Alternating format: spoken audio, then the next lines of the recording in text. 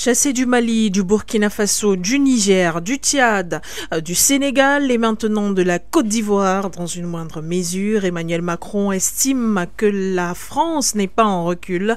En Afrique, elle est simplement lucide et se réorganise. Selon lui, les différents départs demandés par les pays africains ont été initiés par la France et d'ailleurs, la France aurait poussé ces pays à prendre de telles décisions. Est-ce une fuite en avant pour un dirigeant qui n'arrive pas à assumer son échec et à intégrer que les Africains sont aujourd'hui résolument tournés vers une dynamique de souveraineté?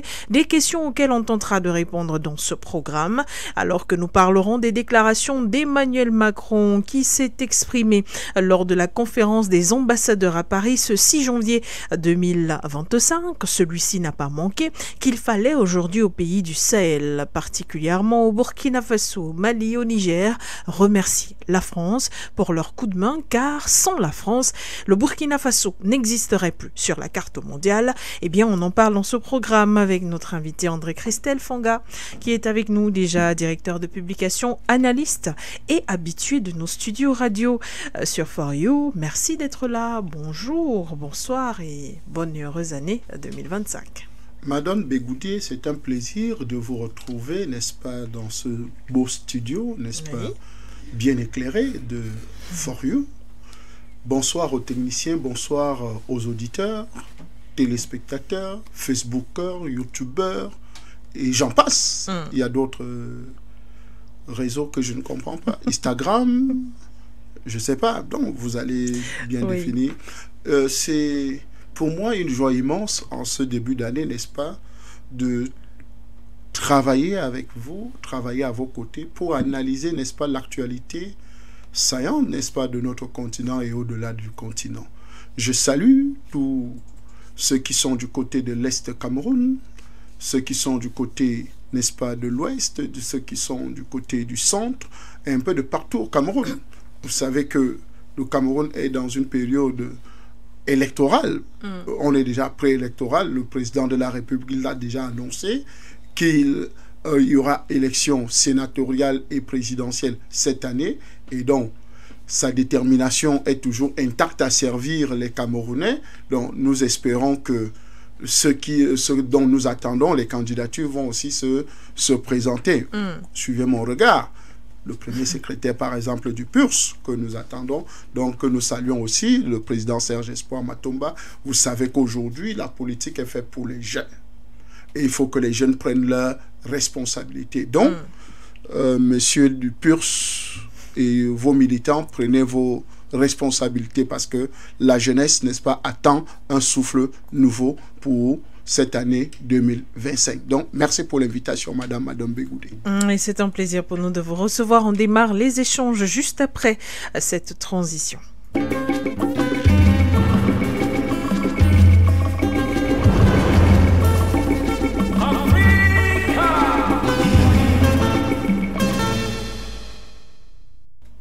Et nous avons pour vous sélectionné un morceau choisi, voilà, de la réaction ou encore du discours, de l'allocution du président Emmanuel Macron en France lors de cette conférence des ambassadeurs à Paris ce 6 janvier 2025. Celle-ci s'écoulait sur plusieurs minutes. Nous avons sélectionné quelques minutes pour vous afin de pouvoir planter le décor dans cette émission et bien sûr écouter juste après le consultant André-Christelle Fanga analyser, décrypter et certainement remettre les pendules à l'heure après ces déclarations d'Emmanuel Macron. Je vous propose de les écouter grâce à la participation de la partie technico-artistique.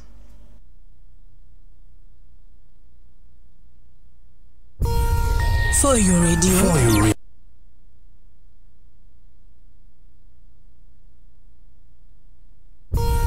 For You.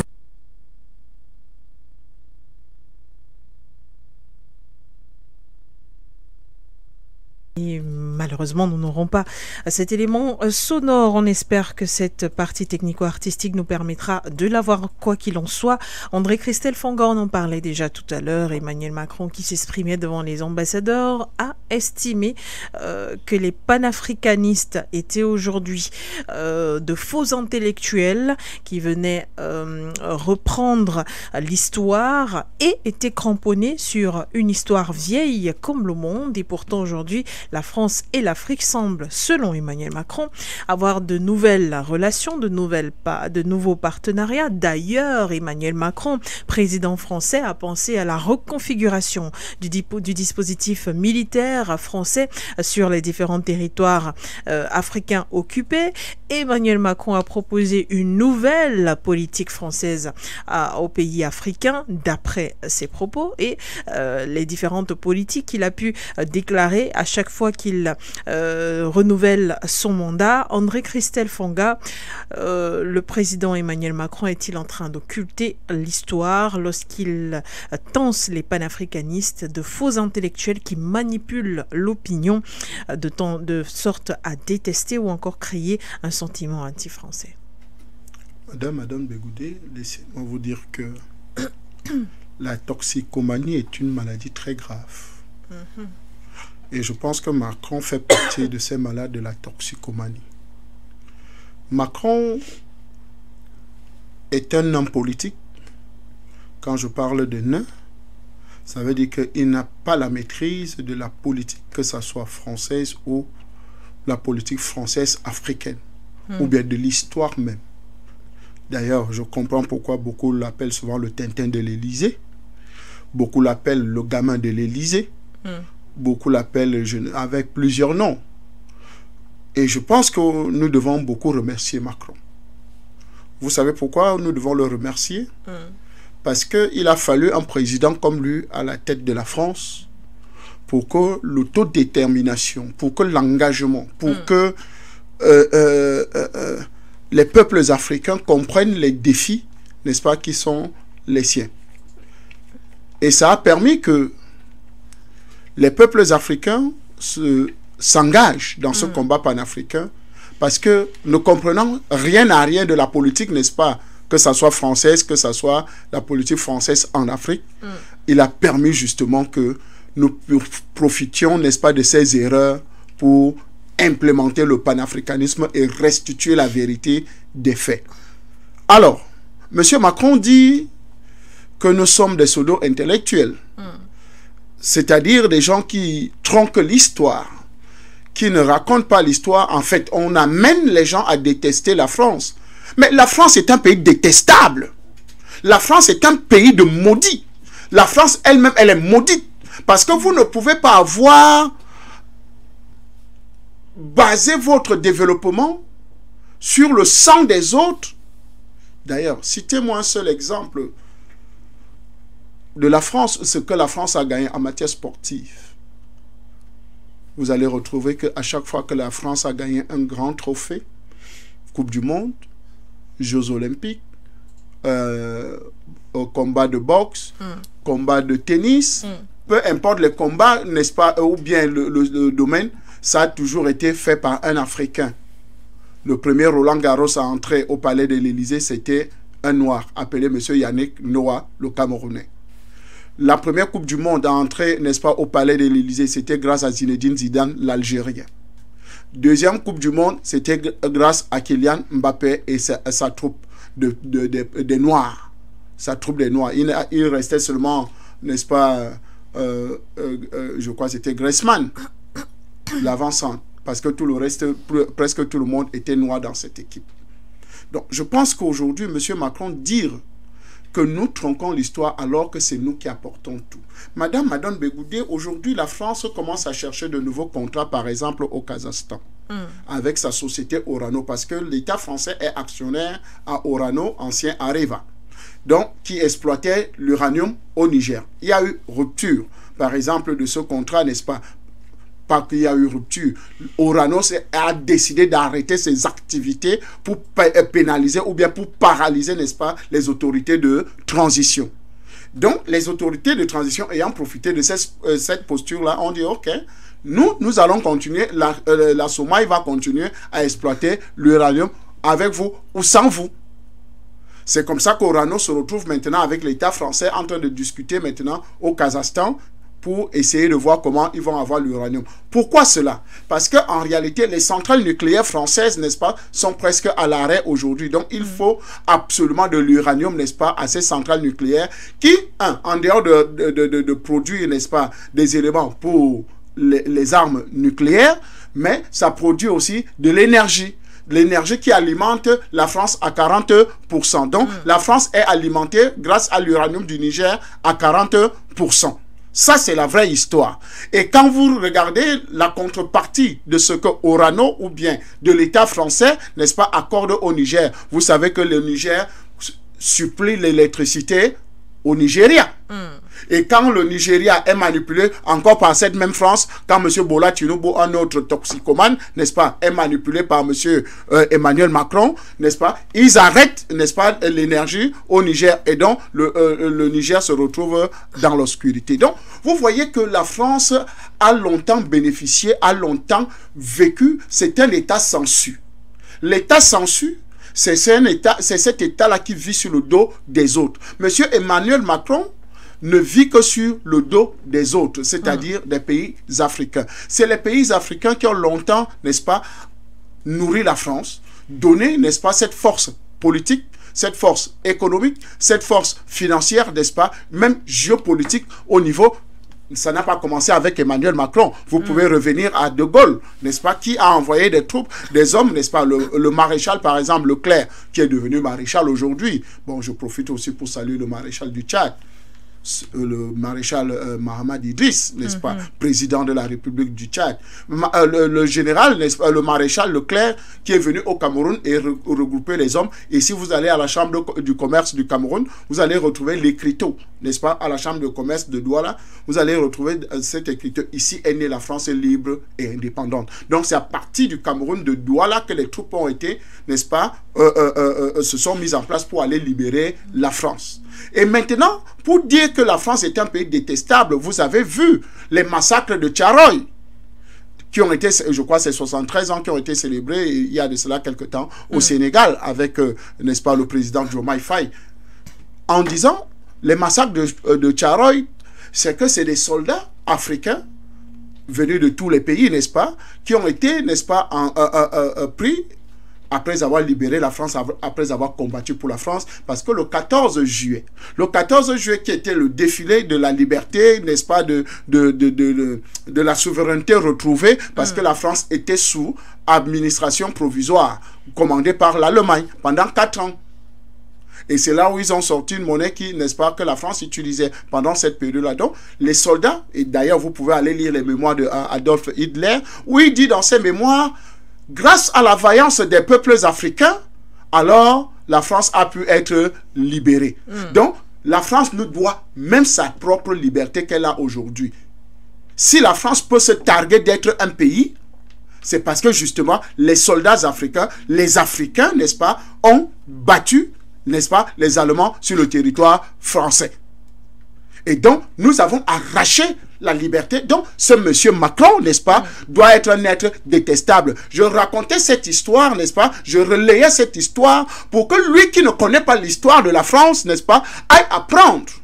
Ou bien il fait semblant de ne pas connaître. Et que, pourquoi la France est détestable? C'est que après que des gens ont pu libérer votre pays, et le 14 juillet, on est parti prendre les sans-abri, pour les faire défiler le 14 juillet. Et quand vous voyez ces sans-abri-là défiler, soit disant que c'est des militaires qui avaient libéré la France, ils étaient incapables même d'arrêter une arme, n'est-ce pas, sur leur épaule. On a fait, n'est-ce pas, cacher les soldats africains qui avaient libéré justement cette France-là. Et pour davantage prouver leur esprit de crime ou bien leur criminalité, ils ont fait n'est-ce pas, des rassemblements pour justement regrouper ces soldats pour les faire rentrer en Afrique. Et ils ont commencé par des assassinats au niveau de la France, parce que la plupart des cuisines, de la nourriture était empoisonnée.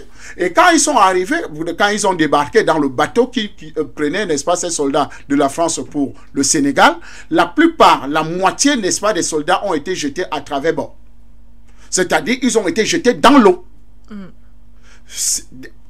Ayant d'abord intoxiqué la nourriture dès le départ, pendant un certain temps. Et donc, quand vous êtes dans le bateau et qu'il y a malaise, on profite immédiatement pour vous jeter, n'est-ce pas, dans l'eau pour ne pas, pour soi-disant qu'il y a eu des maladies, n'est-ce pas, qui pouvaient être contagieuses, n'est-ce pas, pour ces autres. Vous voyez un peu la criminalité, n'est-ce pas, de cet État français. Des soldats qui vous ont libérés. On a jeté une bonne partie dans la mer. Donc, ils ont été, n'est-ce pas, mangés par des requins et des gros poissons.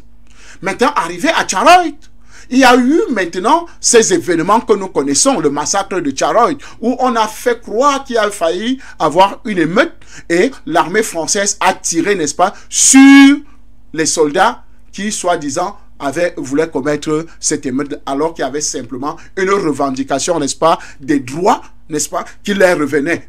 C'est-à-dire leur pension, leurs droits, ils revendiquaient tout simplement ces droits-là, comme les autres soldats français,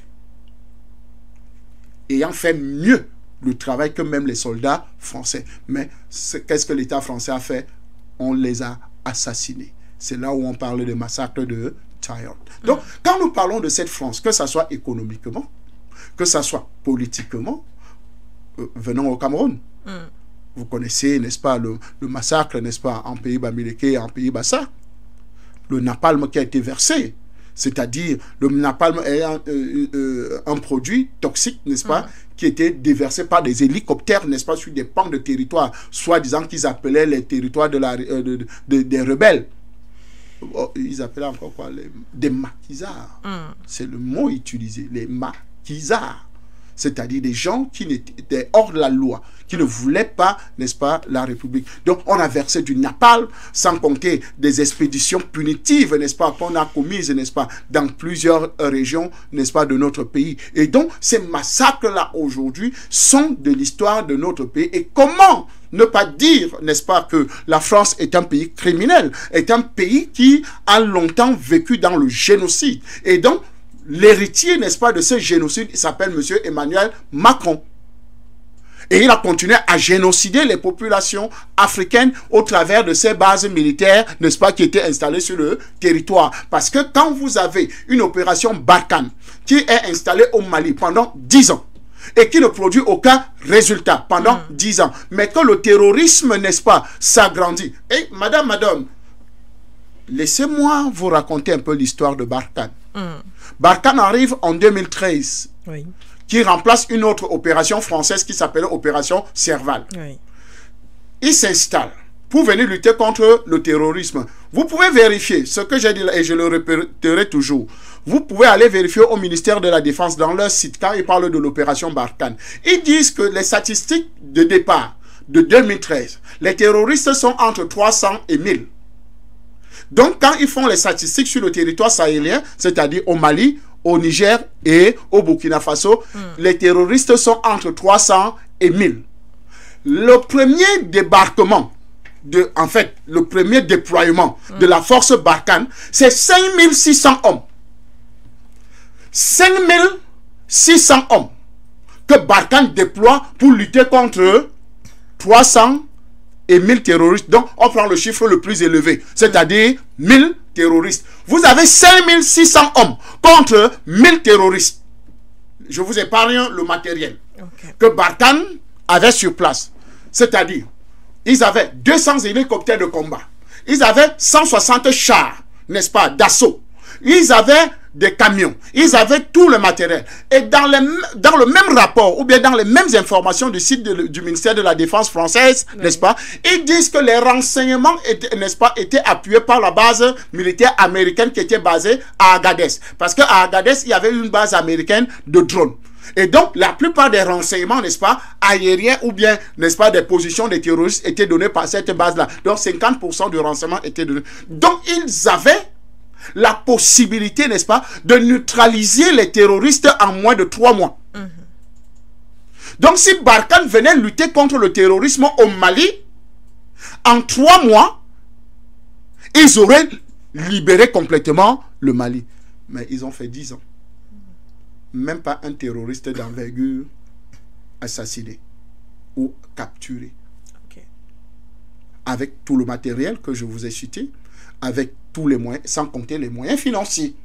Parce que ça, c'est un autre aspect qu'on ne débat pas beaucoup. Ah, cet appui budgétaire, et qui parfois est payé par l'État malien.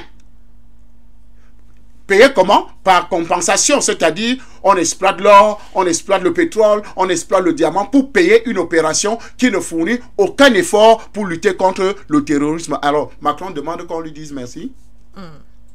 Mais il faut qu'il arrête ses inepties. Mais ça ne va pas dans sa ciboule.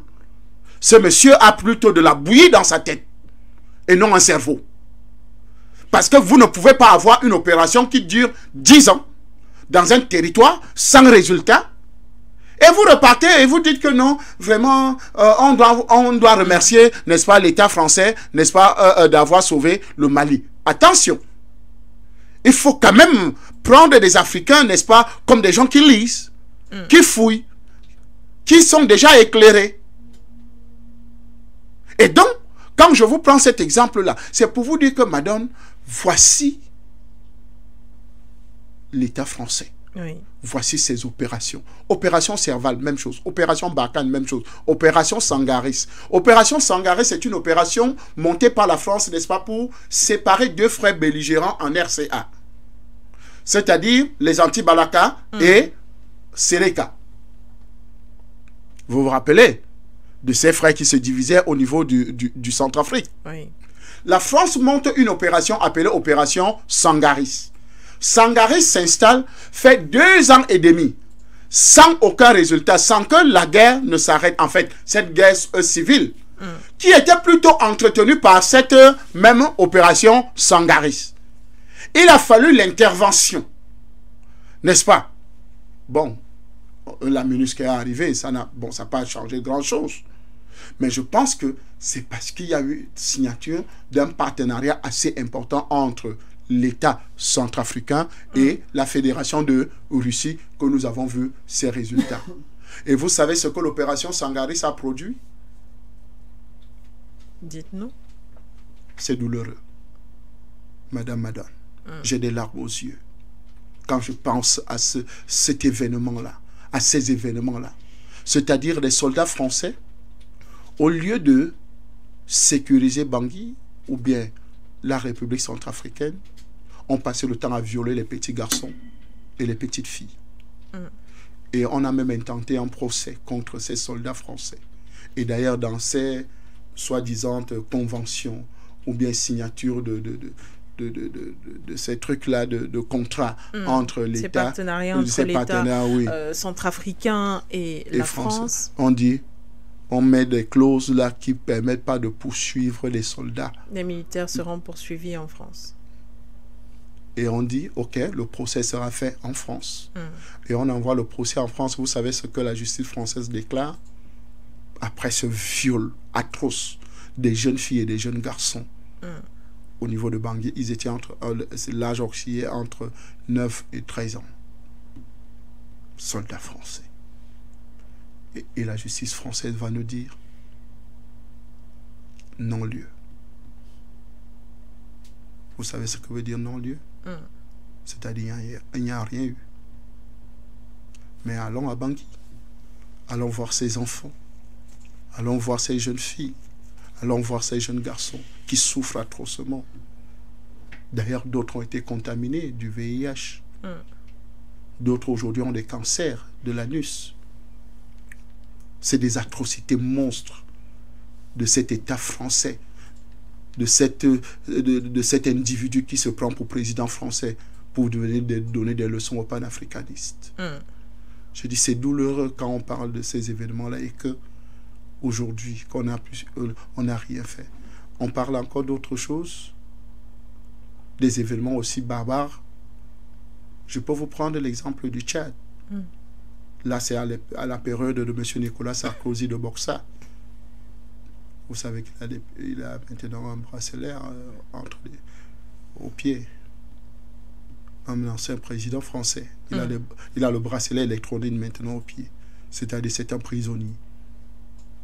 Vous voyez le voyoutisme ou l'État, le niveau de l'État du voyoutisme, de banditisme.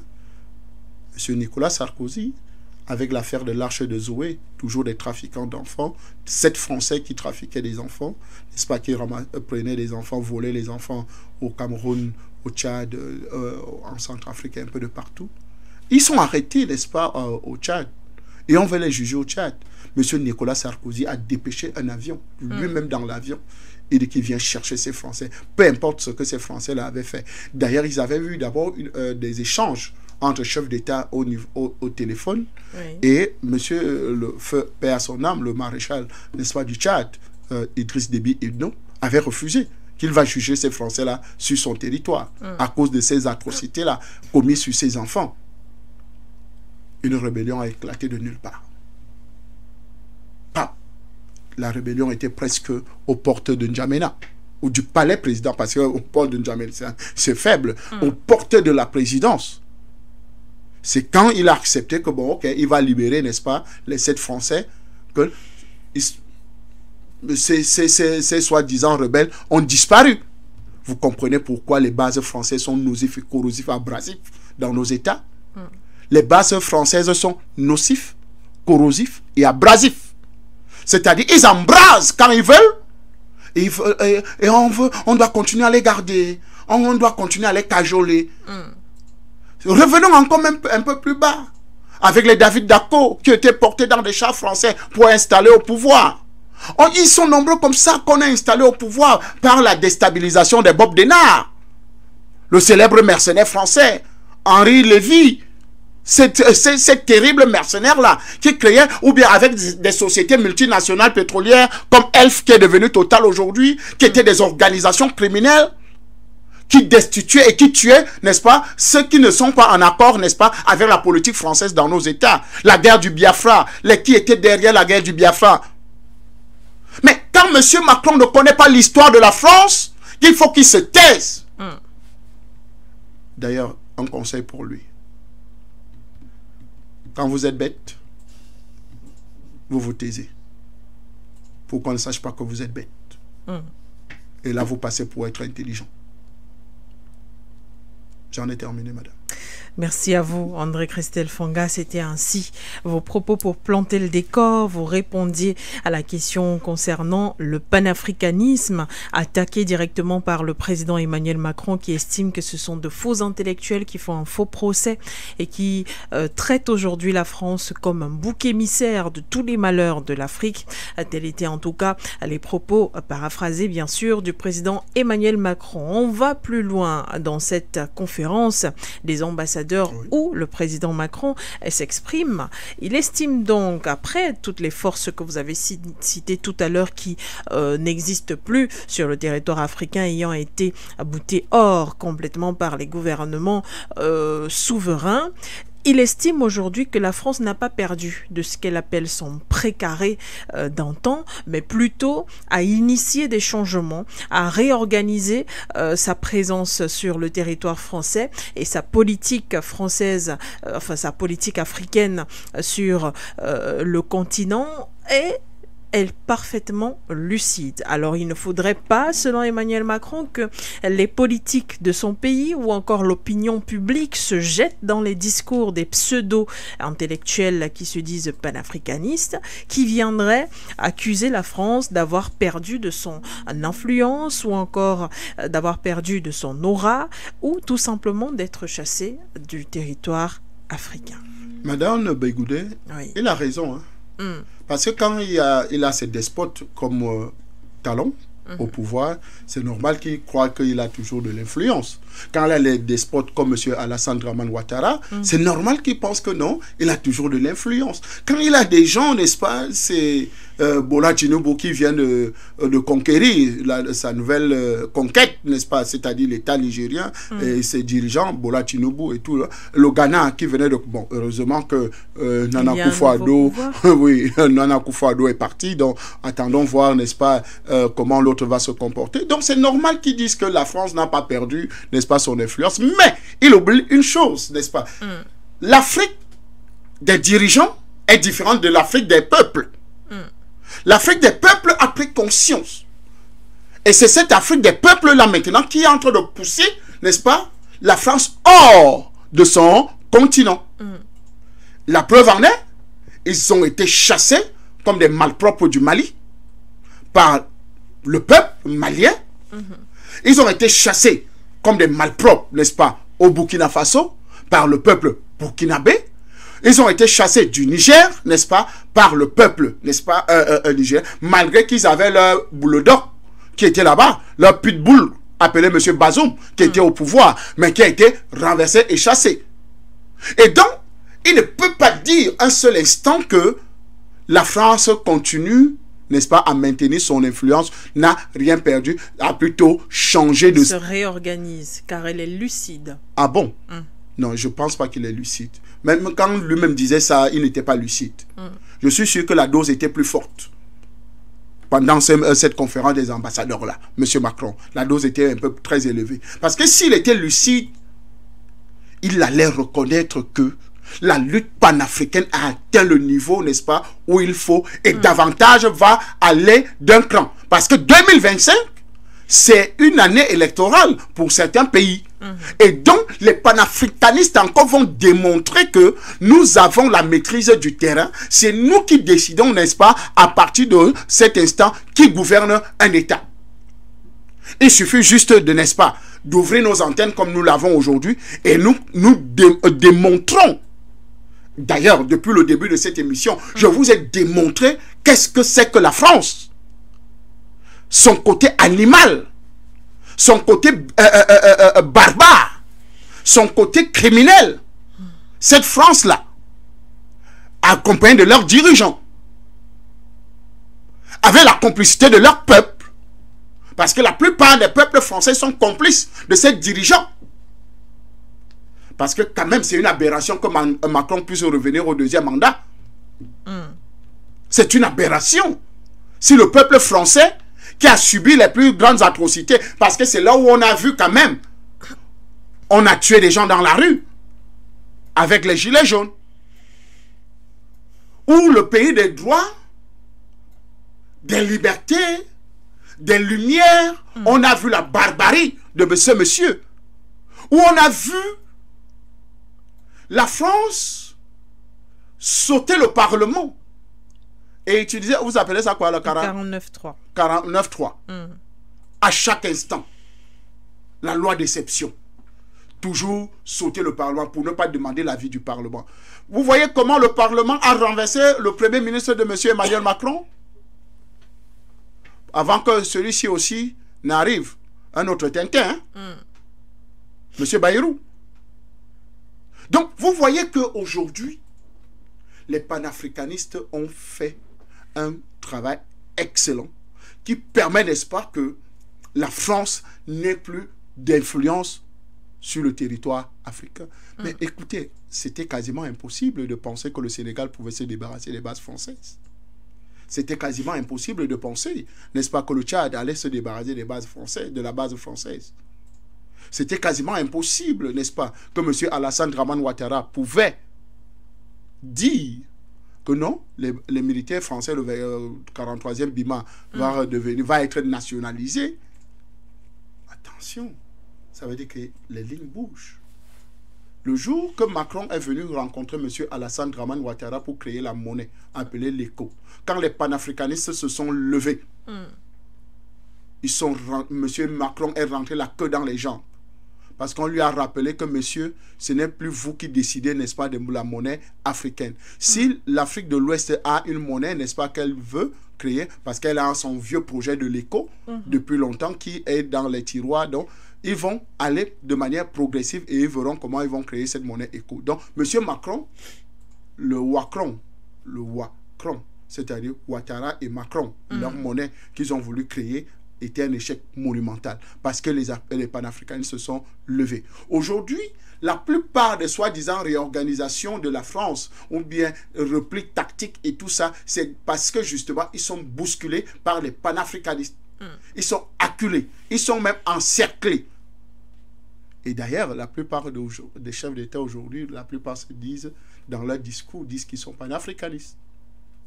Et vous ne pensez pas qu'il y a quelque chose qui a changé? Que les pseudo-intellectuels ou bien les intellectuels de pacotille, n'est-ce pas? Comme il le dit, d'ailleurs lui-même c'est une pacotille, n'est-ce pas? C'est quelque chose du monde. Vous savez que Macron n'est pas un être humain. Ah non. C'est un jupitérien. Oui. Mais il nous a dit dans une vidéo que, monsieur, cette génération doit s'attendre à la bête de l'événement. Elle arrive. Elle est là, la bête de l'événement. C'est monsieur Macron qui le dit. Et vous connaissez la bête de l'événement? Non. C'est la bête de l'Apocalypse, qui a le chiffre 666. Donc, moi qui est lecteur de la Bible, connaissant ce que veut dire la bête de l'événement, et que quelqu'un nous l'annonce comme ça, tout gros, alors il ne faut être que sataniste. Et d'ailleurs, je voudrais vous rappeler Madame Badon Begoudé. Ah oui, chers téléspectateurs, profitez. Un célèbre nécromancien, on appelle ça comme un nécromancien, voyant, je ne sais pas, parce qu'il est tout sauf prophète, français, appelé Nostradamus, avait dit la France aura un jeune président. Quand la France aura ce jeune président, il sera antichrist. Deuxièmement, la cathédrale Notre-Dame va brûler. Troisièmement, la France, il y aura des marches dans la rue. Et nous avons vu la gouvernance de M. Macron, elles sont arrivées au pouvoir. La cathédrale Notre-Dame a brûlé. La France a eu des problèmes. Et il continue en disant que la France va se retrouver, n'est-ce pas, dans des postures de pauvreté, d'un pays pauvre. Et c'est ce qui est en train d'arriver aujourd'hui à la France. La France est un pays hyper endetté. Je dis bien hyper endetté. Et maintenant, les sources de revenus de la France sont en train d'être coupées, c'est-à-dire les robinets, on est en train d'assécher, on est en train de fermer les robinets. On a fermé le robinet de l'or au Mali, au Burkina Faso et même au Niger. On a fermé le robinet de l'uranium, on a fermé, n'est-ce pas, le robinet du pétrole, on a fermé le robinet, n'est-ce pas, des exploitations illégales faites par les bases militaires françaises sur les territoires, parce que la plupart de ces bases militaires-là n'étaient pas seulement des militaires, mais c'était des ingénieurs miniers qui venaient justement exploiter les ressources, n'est-ce pas, de nos différents États où ils étaient installés. D'ailleurs, l'uranium du Gabon a été exploité comme ça, sans qu'il y ait des tâches, sans que véritablement il y ait eu, n'est-ce pas, de l'exploitation. L'uranium, n'est-ce pas, de la Centrafrique a été exploité. D'ailleurs, ils ont laissé des grands puits béants, n'est-ce pas, où la radioactivité a tué, décimé des villages. Vous voyez encore la barbarie de cette France-là. Sans compter cette barbarie, n'est-ce pas, de l'exploitation de l'uranium au Niger, où il ne crée aucune condition de vie après. Parce que la plupart des déchets radioactifs sont enterrés dans le sol et ne peuvent plus produire de l'eau potable. Les maladies, n'est-ce pas, rares sont en train de se produire là-bas. Et donc, vous voyez qu'il y a des choses que la France a faites dans nos territoires en dehors d'avoir profité de nos richesses, de nous avoir assassinés avec les armes. Ils ont aussi semé, n'est-ce pas, le chaos écologique, le chaos, n'est-ce pas, environnemental. Et en dehors de ce chaos-là, sans compter le chaos humain. Parce que quand vous faites dans la promotion des LGBT, vous êtes au plus haut niveau du satanisme. C'est-à-dire, vous voulez détruire l'être humain. Et M. Macron est dans la promotion du LGBT. Et donc, vous comprenez que c'est un agent luciférien, c'est un agent de Satan sur la terre pour justement détruire les vrais humains. Et donc, quand je le dis, c'est pour simplement vous dire que Madame Begoudé, M. Macron ne comprend pas et ne comprendra jamais la logique des vrais humains. Il ne va que faire ce que ses maîtres, ou bien son maître, n'est-ce pas, Satan lui demande de faire.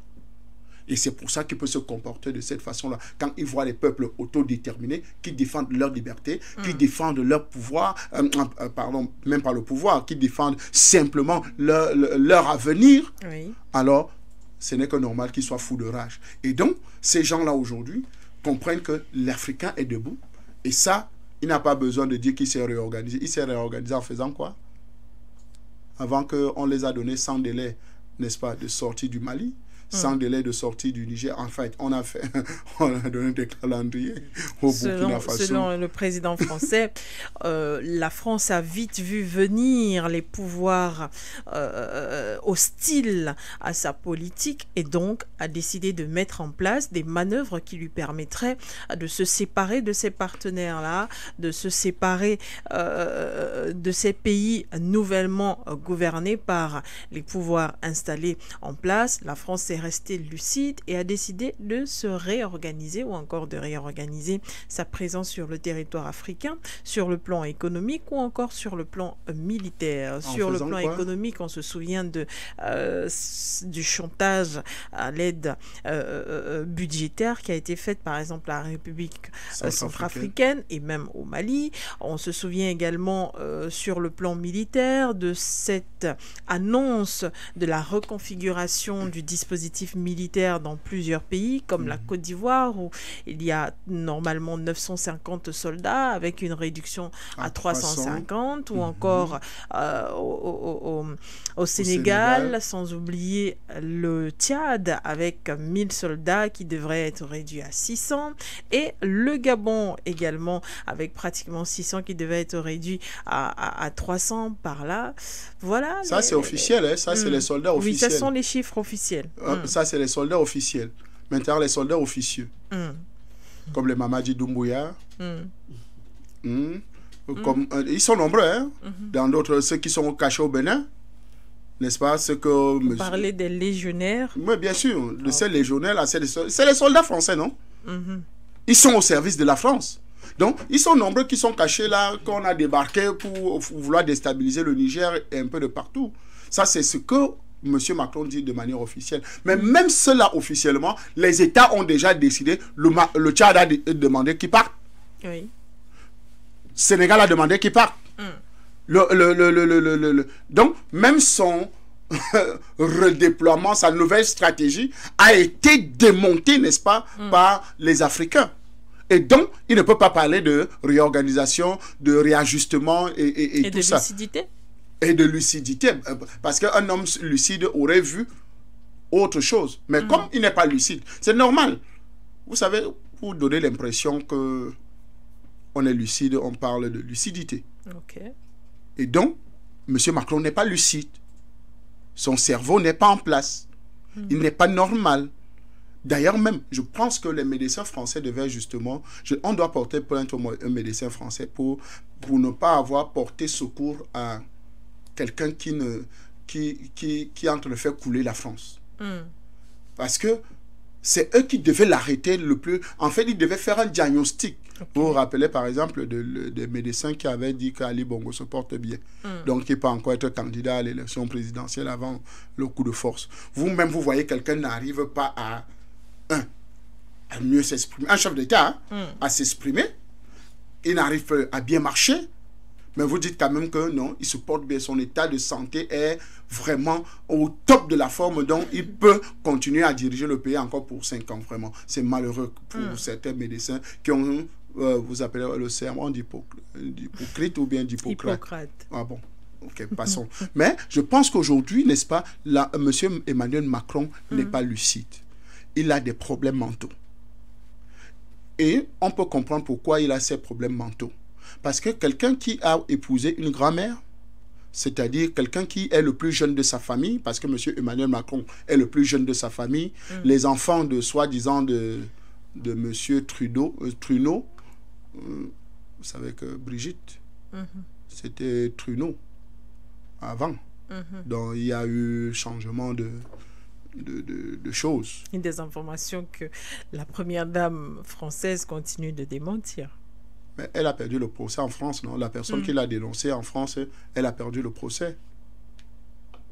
Vous voyez un peu? Et donc, les soi-disant 2 enfants qu'ils ont sont les aînés de Macron.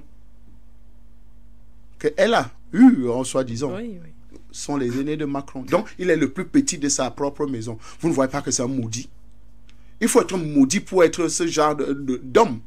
Ce sont aussi des pensées libérales. Ben, écoutez, c'est ce que dit la France. Non, nos parents nous disaient toujours qu'il y a la liberté, et il y a le libertinage. L'État français est un État libertin.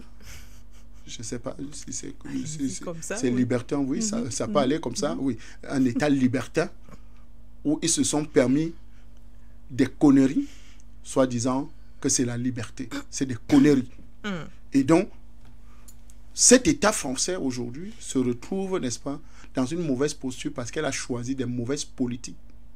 Elle n'a pas pu changer, n'est-ce pas, sa façon de faire il y a de cela des décennies. Parce que la génération 1960, des gens de 1960 qui n'ont que connu la France, qui ont fréquenté la France, qui ne juraient qu'à la France. Mais, monsieur, madame, pardon, moi, je ne rêve pas aller en France.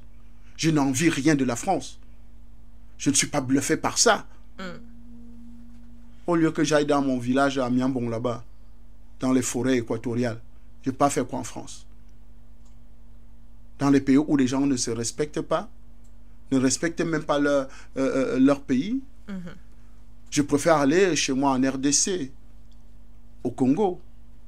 Je préfère aller en N'Djamena. Je préfère aller dans un pays africain où je vais me retrouver.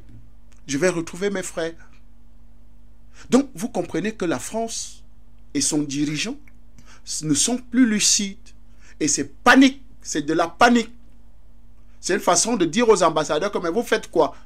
Quand M. Macron envoie, par exemple, un ambassadeur général, depuis quand? Au Cameroun. Vous savez que l'ambassadeur français au Cameroun est un général. C'est pour préparer quoi? C'est pour dire quoi? C'est pour déstabiliser le Cameroun. Pour essayer de déstabiliser. Parce qu'ils ne sont pas capables. Donc, vous voyez que l'État français a tout essayé, a échoué partout. D'ailleurs, c'est M. Échec. M. Macron s'appelle M. Échec. Il n'a jamais rien réussi de sa vie. D'ailleurs, son parcours est... On vous a déjà présenté ses parents officiellement.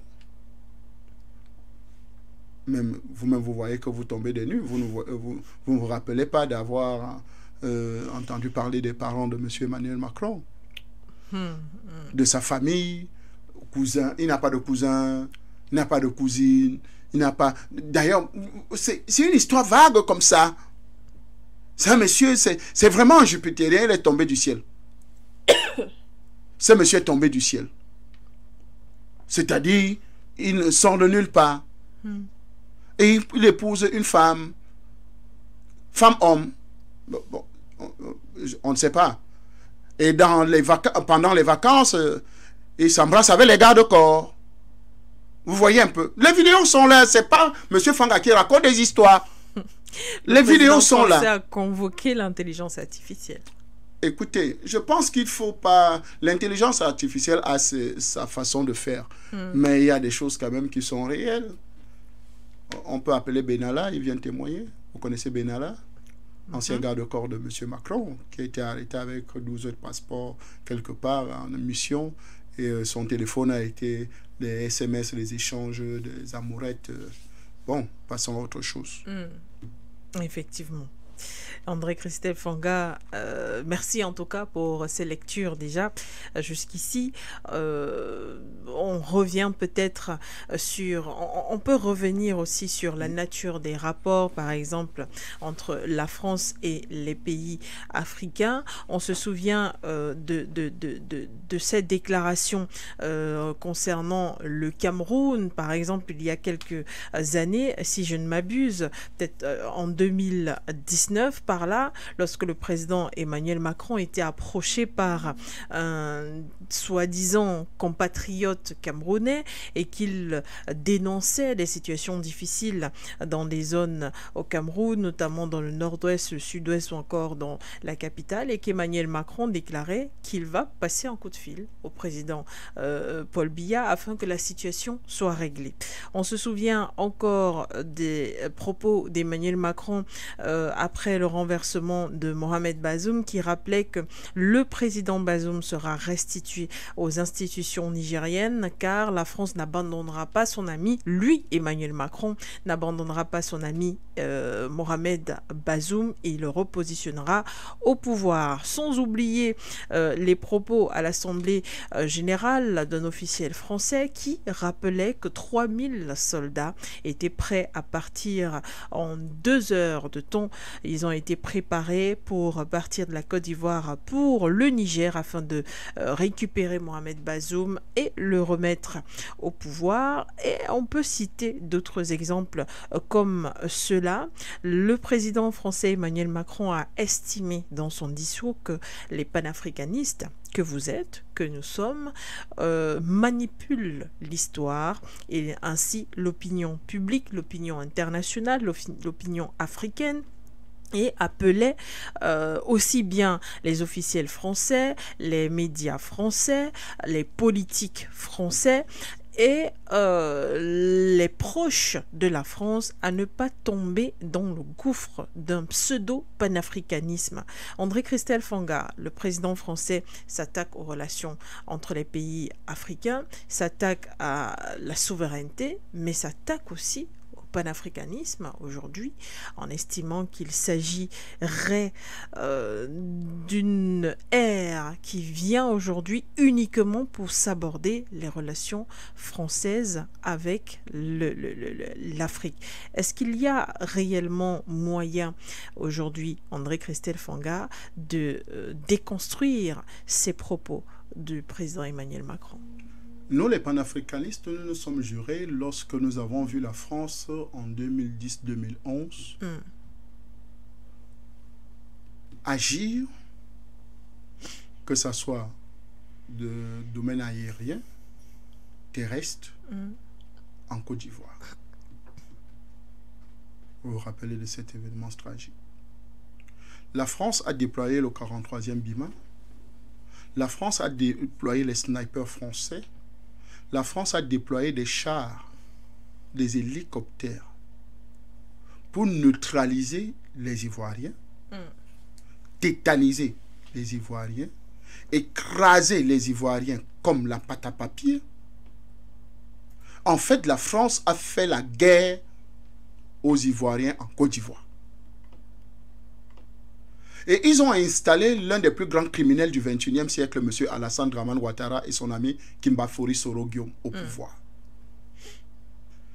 Et nous avons vu cette situation douloureuse, où nous avons vu toute une première dame d'un pays être traînée en caleçon dans la rue et filmée par les caméras de France 24 et TV5. Et on a filmé la chambre du président où Mme Simone Iveillé-Barbeau était assise en train de lire la Bible. Ces événements nous rappellent la douleur que les peuples frères de Côte d'Ivoire ont subi. Grâce à qui? À la France. Pour installer qui? Alassane Dramane Ouattara. Je vous rappelle ça, madame, pour que vous compreniez d'où la colère, l'engagement, la détermination des panafricains. Il y avait déjà le panafricanisme. Mais maintenant, ça a repris de la plus belle manière durant cette période-là, sans compter l'assassinat lâche de Muammar Kadhafi, où on nous a dit que non, Kadhafi était en train de massacrer les populations de Benghazi. Alors que c'est un film qu'on a tourné dans un studio au Qatar. Et que, aujourd'hui, on a projeté, on a fait croire que c'est ce qui est en train de se passer, n'est-ce pas, au niveau du Niger, de la Libye. Et ça a permis que la France aille prendre une résolution au Conseil de sécurité et l'OTAN est venu bombarder la Libye.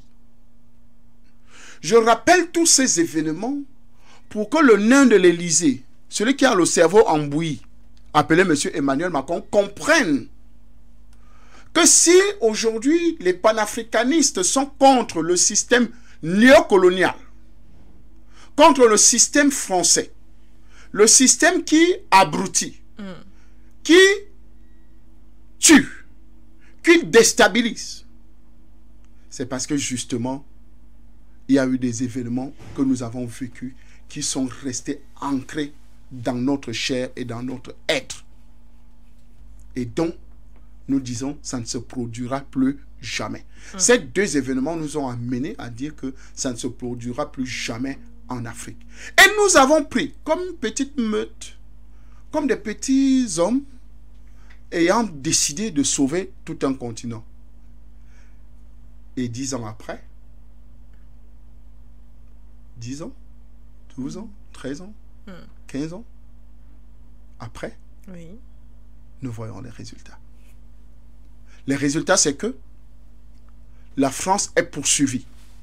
La France est pourchassée. La France, on le met les coups de pied dans le derrière, un peu de partout. Et c'est cette France, avec son leader, soi-disant leader, ce tintin de l'Élysée, qui vient donner des leçons aux panafricanistes, qui vient de s'attaquer aux panafricanistes, alors que nous avons des raisons, n'est-ce pas, de dire que France dégage. Madame Madone, le franc CFA, parlons-en. Comment on définit le franc CFA comme quoi? Franc des colonies françaises d'Afrique. Franc CFA. Franc des colonies françaises d'Afrique. Au XXIe siècle, madame, est-ce que c'est encore possible? Vous avez une monnaie qui est fabriquée en France, en chamalière, qui a 50 ou 60% de retenue sur le compte d'opération, c'est-à-dire le compte, n'est-ce pas, sur le budget, comment on appelle ça, le trésor français, qui est maintenu, entretenu, caressé par la France, c'est-à-dire le franc des colonies françaises d'Afrique. C'est-à-dire au XXIe siècle, on utilise encore une monnaie dans les colonies. Donc en réalité, le franc CFA n'est pas une monnaie. C'est un acte de naissance qu'on nous a donné. C'est-à-dire, madame, comme tu as 10 000 dans tes poches, là, tu es colonisé. Tu es une colonie. Monsieur Nkele qui est aux appareils là-bas, s'il a un billet de francs d'argent dans ses poches, il doit mettre dans sa tête qu'il est un colonisé. Tous ceux qui nous écoutent là, si vous avez les billets de francs CFA, vous devez vous rappeler que commence à pogner toi-même ta propre tête que je suis un esclave. Je suis un esclave parce que tu as le franc CFA dans tes poches. Parce que le franc CFA, c'est franc des colonies françaises d'Afrique. Donc quand tu es là, tu as ton acte de naissance de colonisé. Quand tu as le franc CFA en main. Et donc quand vous avez une monnaie coloniale, une monnaie, n'est-ce pas, qui suce les énergies des peuples africains, qui suce l'économie des peuples africains, qui suce le développement, parce que vous ne pouvez pas vous développer avec le franc CFA. Vous ne pouvez rien faire avec le franc CFA. D'ailleurs, c'est du papier hygiénique, parce que ça ne sert à rien nulle part en dehors de, n'est-ce pas, de ces pays-là. Et donc, vous avez un chiffon comme celui-là, que la France continue à maintenir, et dit que non, vraiment la décision de... D'ailleurs, Macron avait dit que la décision de quitter le franc CFA dépend, n'est-ce pas, des Africains. Et comme il savait qu'il a ces larbins qui sont au pouvoir, comme les Ouattara, le Matalon, les machins et tout ça, ça va. Rien ne peut être fait.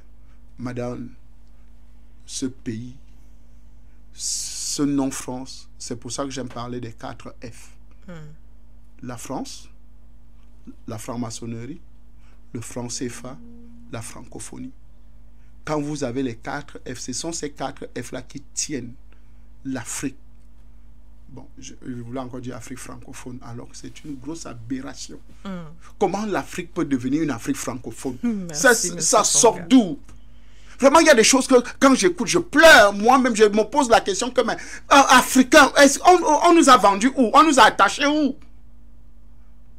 Est-ce qu'on est comme cette âne-là où, à chaque fois, comme on était habitué à l'attacher à un arbre, on détache même la corde et il reste sur place? Pourquoi nous ne voulons pas nous décider de quitter, n'est-ce pas, ces choses-là? Quitter la France, quitter la franc-maçonnerie, quitter le franc CFA, quitter la francophonie. Pourquoi? Africains, décidons-nous. Merci André-Christelle Fanga. Les Africains se décideront forcément, je pense que vous constatez, les tractations, les changements, les déplacements des plaques tectoniques, comme disent souvent certains, sur le territoire africain. André-Christelle Fanga, regard panafricain, c'est terminé malheureusement ce soir. Nous discuterons la semaine prochaine sur d'autres actualités. Peut-être Emmanuel Macron fera-t-il une autre sortie médiatique où il rappellera l'histoire telle que narrée par la France aux Africains et surtout aux panafricanistes. Merci madame de m'avoir invité. C'était un plaisir, André-Christelle Fanga. Soldat toujours debout. Merci également à Martin Kelly qui est à la mise en onde de ce programme et derrière les caméras. On se retrouve très bientôt sur For You Media Africa. Merci à tous de nous avoir regardés et écoutés sur nos plateformes internet et sur nos différents médias. L'information et les programmes se poursuivent sur nos médias et nos plateformes. Au revoir, Abidjan.